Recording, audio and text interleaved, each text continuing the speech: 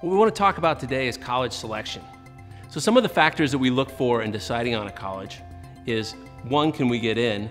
But also, is there a good social fit there?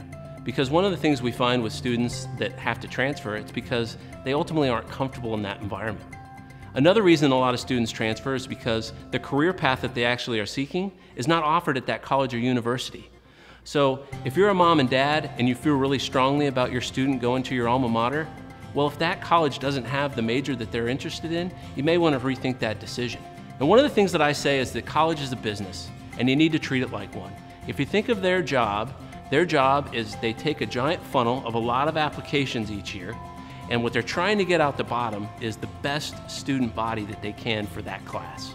Some other factors that we put in the mix is, what's a 4-year graduation rate for the university? A lot of people don't know that less than 45% of our students that start college graduate in 4 years. And less than 6 out of 10 of our students are even getting done in 6 years.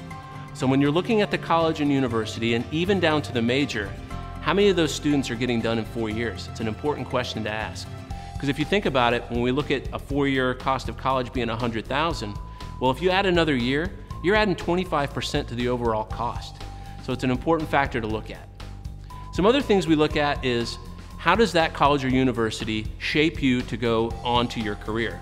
Because after all, that's why we're going on to college in the first place. Some of the things we look at are, is there co-op programs? Are there intern programs?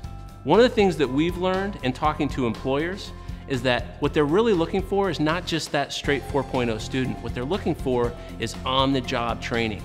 Because how else can they actually talk to someone and see, did they show up on time? Were they prepared? Are they academically prepared? So those internships and co-ops are really phenomenal. The last piece that we really focus on is, how does that school award financial aid?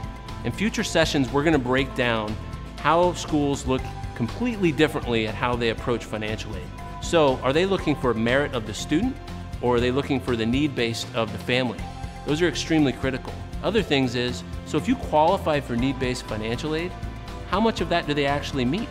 Just because you qualify doesn't mean you'll actually get it.